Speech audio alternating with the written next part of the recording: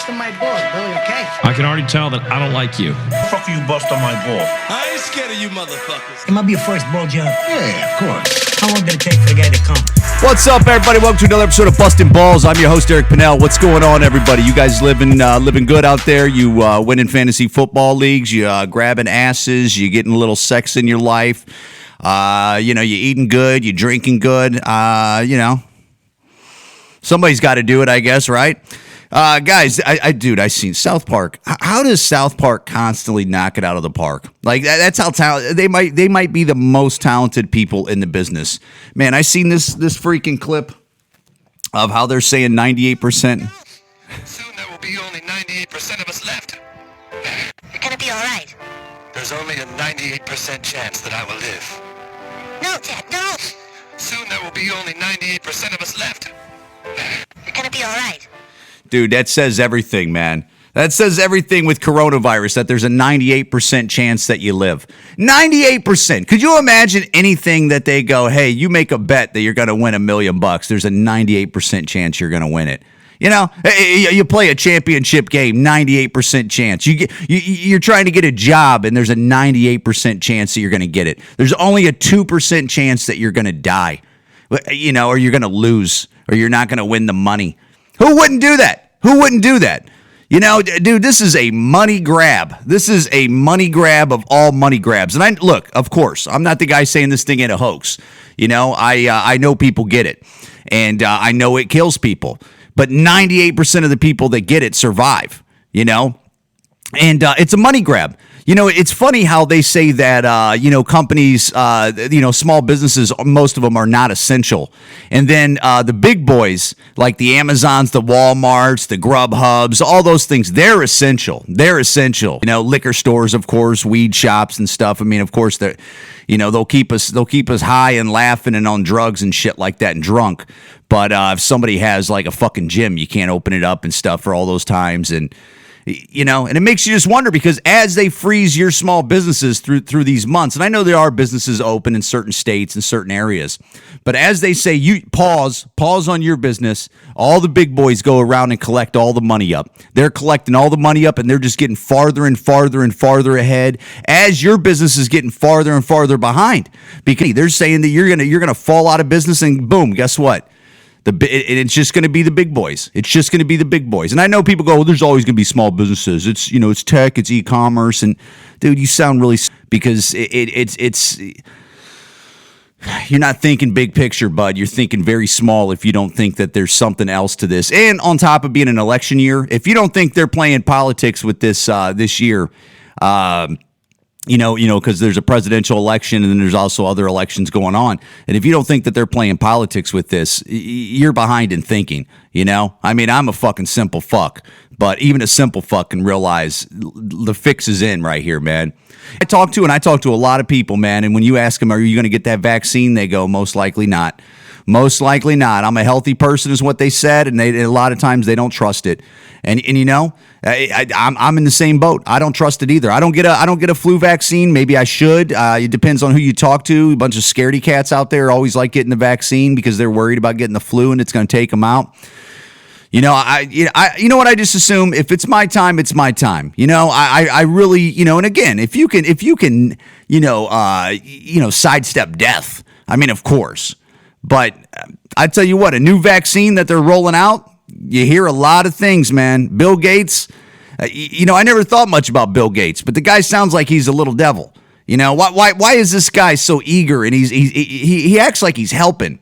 But for some reason, and if you read up on Bill Gates, it doesn't seem like this guy, there's a lot of money to be made in this thing, man. A lot of money to be made. Everybody was cracking those jokes. I can't remember what comedian the first one that tweeted it, how he was talking about how when COVID first hit and we were waiting for a vaccine, and how one of the comedians text, I guess Big Pharma isn't that bad now, and dude, everybody always complained about Big Pharma for all those years. What do you think this flu or the COVID vaccine is going to do? It's just going to make Big Pharma even bigger. And what a surprise. Another big boy getting giant. Why somebody, and other smaller companies are just getting fucked up. Anyways, man. It's just how I fucking see it. And also, If I'm lying, let me know. If I'm lying, let me know, man. Because it's, it's not hard to see that, dude, you can look at the numbers. I mean, the only companies that have kind of hurt are maybe that are big boys are maybe the NFL. But even as the NFL and the NBA have hurt, they're still making millions of dollars. They got TV contracts and stuff, I assume. They also got endorsements and stuff. Yeah, they're not crushing it like they normally would have. Dude, I always say his name wrong. But did you see that video with Masvidal or whatever? The UFC fighter? Dude, that motherfucker nailed it. I'm going to let you in on something. The Democrats just think that they're entitled to the Latino vote. They think that we just have to hand it over to them. That's right. We sure as hell don't. Así mismo. Así mismo. They got to show us what they can do for us, what they can do for our communities. We're not going to buy the same wolf tickets and false promises that destroyed great countries like Venezuela and Cuba. It's not going to happen. Amen, brother. You know what else is not going to work for them? Playing Despacito on your cell phone to pander to us. Dude, by Joe Biden doing that, that is the same corny shit that Hillary Clinton said on the Breakfast Club when she said she had hot sauce in her purse. It's like, how fucking stupid do these people and these politicians, these fucking Democrat politicians, even Republicans, if they play that bullshit, it's like, how stupid do you think people are? That's how stupid they think we are. That's how stupid they think we are. That they can fucking say we got hot sauce in your fucking purse and I always have it. It's like, shut up, bitch. You know you're fucking lying. And honestly, you just showed your hand on the disrespect towards the American public and the people that you're trying to get them to get behind you. You're phonies.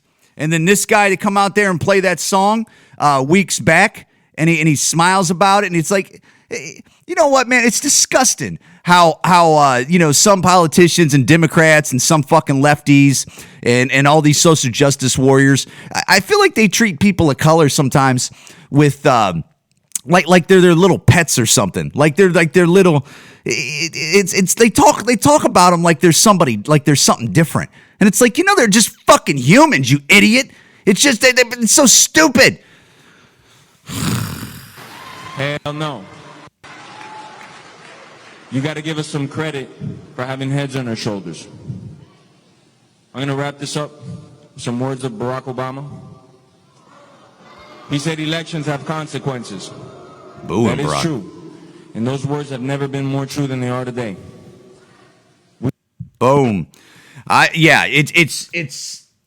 It's apparent that these guys they just assume, even with Joe Biden saying that statement where he's like, if you're not voting for me, you ain't black. Like, it's like, what are you trying to guilt trip? Why are everybody always trying to guilt trip motherfuckers? Why are the Democrats always trying to guilt trip you? It's always a guilt trip. It's always they're trying to guilt you with like white guilt of like, oh, these white people in the past did this, and you should feel bad about yourself over that. Oh, you're using straws. You should feel bad about that. Oh, you're eating meat. You should feel bad about that. Oh, you're voting for Republicans or Trump. You should feel bad about yourself for that. Right? It's like a bad relationship. Being like fucking, it's like a horrible, like, has anybody dated a dude or a woman that would always do that? You would be the worst relationship ever. It would be the worst. You would be like, I got to get away from this fucking asshole and this bitch. I got to get away from this bitch. You are the worst. You are toxic. What is your fucking problem? And for these guys to play this playbook, and you know what? These fucking liberal Democrats, they're not going to look inward and go, what did we do wrong? Because I feel like they don't got it in their operating system where they go, because you know what? Look, do I think liberals and fucking Democrats and progressive people love people of color and they care about the world? Of course I do. But I feel like they're so blind with it that they don't even see their actions of how they sound. Where it's like, dude, do you hear how you sound? You sound like a fucking racist. You're treating, dude. They sometimes you see it and you go, oh my god, they treat black people sometimes like they're like some kind of majestic animal. Like, it's like, what are you fucking doing? What are you doing? You know they're just a human, you fucking moron. They you know that's just skin color, like hair is just red, brown, and blonde, you fucking dummy. It's straight up book by its cover bullshit, and it's fucking disgusting, man, that it's 2020 and like somebody like me is on a fucking podcast. They know this. But then if you told them that, they go, we don't do that. Okay. Okay, I gotcha. You know what was a big story was this fucking Hunter Biden fucking dude, I don't know if you guys follow this on social media, but social media, I don't know if you know this, but they mainly lean left. And dude, they're totally playing cover for the Democratic Party. They're one, dude. Social media is in the front yard for liberals, and then Democrats are in the backyard. But they're at the same party, man. They're in the same party. Okay, so they spread their propaganda in the front yard, and then in the backyard, the Democratic Party is telling them what to say, what the messages are, and I'm sure they're all on the same boat anyway, so they're both saying it together. I mean, I'm not saying the Democrats are saying, hey, Jack Dorsey, you got to say this of Twitter. Hey, whatever your name is for Facebook that I can't think of because it's still early in the morning, you got to say that. No, they're all on the same page because they're on the same doctrine book. They're all on the same fucking page. You know, so when this Hunter Biden story hits, this New York Post story about Hunter Biden and what happened with Hunter Biden, and you know what? There's better stories that can explain it to you than I can explain it to you. But let me find it here. There's definitely some social media videos I could play you right here that will explain it better than I will explain it. Let me look here. Described as a dark day in American history. The day we no longer have to wonder if our First Amendment is under attack. This morning, the New York Post broke the internet with a story about Hunter Biden. Apparently, a while back, Hunter Biden took his computer to a repair shop in Delaware. That computer eventually became the property of the repair shop owner. When he discovered these emails, he brought them to the attention of the FBI. The FBI did nothing. He then brought those emails to the attention of Rudy Giuliani. You know that Rudy Giuliani is righteous. So all of big tech and most of the mainstream media are scrambling to cover this up, scrubbing it from the internet as they do. Joe Biden did not comment and called a lid on it at 12 o'clock. They suspended the New York Post Twitter account. They also took down Kayleigh McEnany and James Woods after he tweeted out the Judiciary Committee's official report. This is blatant control of the media in favor of the Democrats. They have been strategically putting Democratic operatives in high places in big tech and the media. Kamala Harris's old press secretary is the head of communications at Twitter. This has been going on for years. You only get one chance to vote for communism. Today.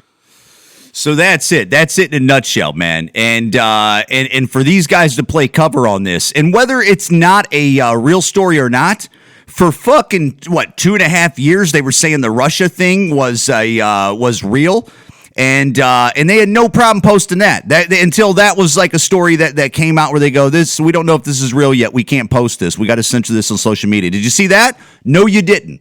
They would post that. So, dude, these guys are in the front yard. The rest of the party's in the backyard, and they're all in one. And this is the poison that they feed the world, and they feed definitely Americans. And also, on the side yard of the neighbor is the fucking schools. So it's the fucking schools that are poisoning our kids, too, with this same bullshit.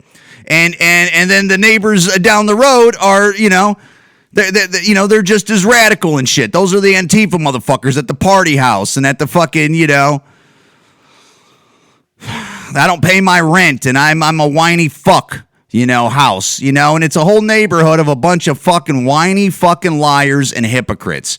And for them to do that, dude, I mean, that's exactly what they're doing. That's exactly what they're doing. I mean, they're just playing cover for each other. And we can't have that. And I know people go, well, this is their platforms. Well, then we're going to have to treat you guys differently then. We're going to have to treat you differently then because you're censoring real stories. Hunter Biden took his computer to that fucking computer store for some reason. And I don't think he ever came and picked it up. The guy seen it on the hard drive, what it was. And he gave it to the FBI. The FBI didn't do anything about it. Then eventually he contacts Rudy Giuliani or something like that. And then they take it from there. And dude, I got no problem with presidential candidates' sons having drug problems and stuff. I got no problem with that. The problem is the censorship that they have. I mean, because these are the same people that want to tear down statues. They don't want you wearing any red hats or any Trump signs in your yards, any Trump signs on your bumper sticker. And again, this year it's Trump. Next time around, it's going to be somebody else, and they're going to be going after that person also. Don't be surprised. This ain't just a Trump thing. And I know people listen to me go, yeah, I know it is. This time it's Trump. Okay, but next time it's going to be something else. All right, I'm in my 40s right now, guys. I've seen these fucking liberals, and I always thought I was a liberal, but I've seen these liberals make fun of fucking Reagan. They made fun of George Bush Sr. They made fun of George Bush Jr., which they should have. The guy's a fucking dope, but he was such a dope that fucking Gore couldn't beat him. He's such a dope that fucking John Kerry couldn't beat him. You know, stop putting these fucking these nobodies up against a fucking dope. You know. But dude, it's always going to be something. Right now, it's Trump's the devil. Next, it's going to be Pence is the devil, or whoever else runs against the Democratic Party. And it's censorship. Dude, I don't want nobody to be censored. I don't want nobody to be censored. I always say it on podcasts. Let people fucking fly their freak flags, okay? So then other humans can, at their free will, look at everybody and say, oh, yeah, that guy's an idiot. I like what he's saying. I like what she's saying. Whatever. You know, but with all this censorship, you wonder why comedy is dead, because people can't say anything anymore, or they don't want to buy it no more because they don't want to put it on their platform. You don't think there's still great comics out there? They won't get put on the platform saying those things, and this is all attached to censorship.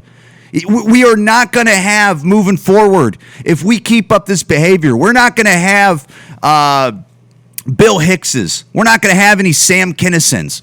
We're not going to have any Chris Rocks. We're not going to have, and I know people go, yeah, we won't. They won't be able to be put on platforms. And I'm not even talking HBO or Netflix. Fuck that dumb shit. Nobody cares about that from my end. I don't care about that. I'm just talking about social media in general, where you can get passed around. I mean, that's where the foot traffic's at, is on foot. You know, that's where the storefronts are at now, is social media and platforms like that. And they're not going to allow it on the platform. We can't allow this to continue. We just can't. By invoking Twitter's ban on the New York Post story. So the tech monopolies censor information to help their candidate. The candidate uses that censorship to dismiss the story. One hand washes the other. Amen. That's exactly what the fuck is going on. That's exactly what's going on. It's just one hand's washing the other. The shop owner was stunned by this, by the appearance of corruption, and he was afraid for his family. So late last year, he gave the laptop to the FBI. He kept a copy of the hard drive for himself, but he never heard back from the FBI. By May, he was anxious, so he made overtures to Senator Mike Lee's office and at least one conservative nonprofit. He emailed their websites, but no one responded. Finally, the man contacted Rudy Giuliani's office, and today's story is the result of that. Well, the tech monopolies instantly crushed it the moment it appeared. An executive at Facebook called Andy Stone, a former Democratic staffer, announced that his company would censor the New York Post story. As he put it, Facebook would be, quote, reducing its distribution on our platform. Twitter quickly followed suit by locking the New York Post's entire Twitter account. One of the biggest newspapers in the world banned from Twitter. Twitter then prevented its users from. The shop owner was. So there you go. I mean, it's sorry about the noise. I'm in my goddamn basement and my furnace kicked on, so I hope it doesn't ruin the audio too bad for the folks that are listening to it. So there you go, man. I mean, but again, it's clear that they have it's a takeover and it's a message. They have the social media. They're putting out the message. If any bad news about them, they'll censor it. They'll deplatform people. They don't want you talking about it. You know, it's just like Milo getting kicked off when he said Ghostbusters with all those chicks movie fucking sucked. Of course they're going to kick it off because they're in the bed with Hollywood.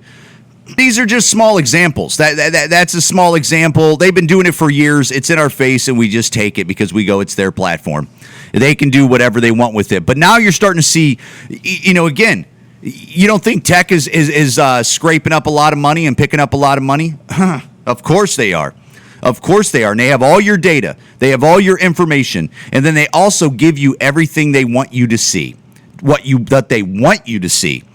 as their buddies down the road are like Amazon and Netflix and all those guys. They're making all the money too. Why your small business and your cousin that has a small business and your sister that has a small business, you're not essential. They're essential. The big boys are essential. You know, the gatekeepers. The ones that, that they matter. You're not essential. They are. As they push pause on your life and they tell you what you should be thinking about, what you should be talking about, they're making all the money. You sit at home and wait for that stimulus check that they're fighting about. They're fighting over a fucking stimulus check that they're going to send us maybe $800 to $1,200 per person type stuff. Why they fucking scrape all the money that's out there. As they're trying to move it over to the digital currency, as they're trying to move to a new currency, don't think that there's some fuckery in that they're going to move to it, that they're going to trust this new currency and how there's no room for fail on that new currency. Yeah, I got you motherfuckers, all right? I'm not a conspiracy guy, but I'm a fucking adult, and I smell you motherfuckers, I smell the devil in the room. I smell it. Don't you smell it? I smell it. It's fucking out there. The devil is out there. And the devil's trying to come in. The devil's trying to ask you to come into his place. Come on into my place. It's going to be great over here. That's why they always fucking offer you, that's why they always offer you free shit. The devil's always asking you, like, you want some free shit? Come on in here. It's going to run smooth in here. You fucking trust people that offer you free shit? Because, I've been around. I don't trust motherfuckers that are offering you free shit because you just realize there's strings attached to the free shit.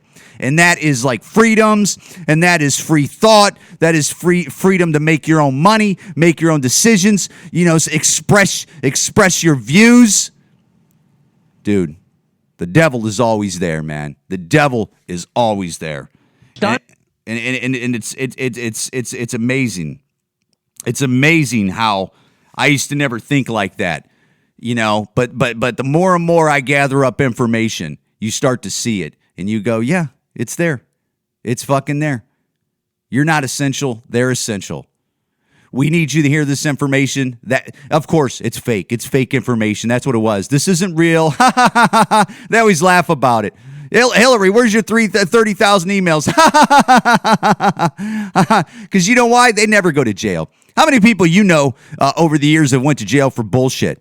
How many times do we see these fucking rich fucks go to prison? Besides Epstein, and they had him in his sights. And they at first, Epstein was fucking going to jail in the daytime and going home and sleeping in his bed type deal or something like that. And then everybody goes, what the fuck is this? And then they had to go, and then they had to kill him. That's just it. All these powerful people, they never go to prison. They never do. They never do. And people like you and I that are in the mud, that are just non-essential people, we go to prison. 20 years, 15 years, 10 years, little shit. Even stuff that's like, yeah, I guess you should do. Big time. And then while you got these people committing fucking fraud of billions and like millions and millions of dollars. How does somebody like Maxine Waters become a crazy millionaire like that? How does Nancy Pelosi become a crazy millionaire like that? How do the Clintons, again, there's Republicans that do the same thing. It's all the same. How the fuck do all these politicians go into office worth like nothing, and then by the time they come out and 20 years later, they're worth like fucking 200 million like the Clintons? How? They're that great of speakers? Give me a break. Even the fake and phony Bernie Sanders out there that says, oh, yeah, I'm for the this and this. The guy's got 3 houses, and I know they go, oh, it's a little. Shut the fuck up. All right. Anybody that has 3, think about it. If you had 3 houses, how much that would cost to carry that nut? Seriously. You got to pay the property taxes. You got to pay for the house. You got to pay for all the shit in there, the furniture, the whatever. You got to have all the electricity, all that shit. Is he anything different than you and I? No. He got into the fucking public. How does a communist, socialist, whatever the fuck he is, Bernie Sanders, become a millionaire? Even the communist socialists that are in office that are speaking that everything's going to be free becomes a millionaire. Give me a break, man. Give me a break. I don't even want to hear it. Let's get on to some lighter note shit here, okay? You get my gist, right? You get my gist. Here's a good argument that switching gears against LeBron versus Jordan being the greatest.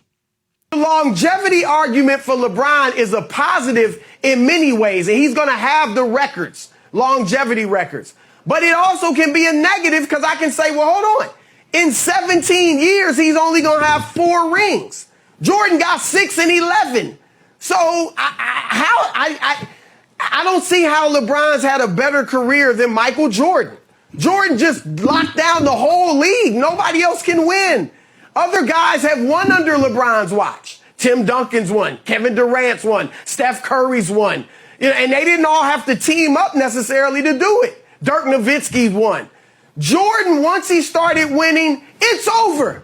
You won't win again unless I decide to go play baseball or unless I decide to retire again. Well, that's what he did. Well, we could have the longevity argument for LeBron. So there you go. And it's a great argument. And look, man, LeBron James is from my hometown. I've always had love for LeBron James. Of recently, I don't like his political views because I think it's poisonous to just do broad strokes like that and to put that message out. And I just think with his platform, you could still say that type of thing and get behind certain things, but I feel like there's some bullshit in there.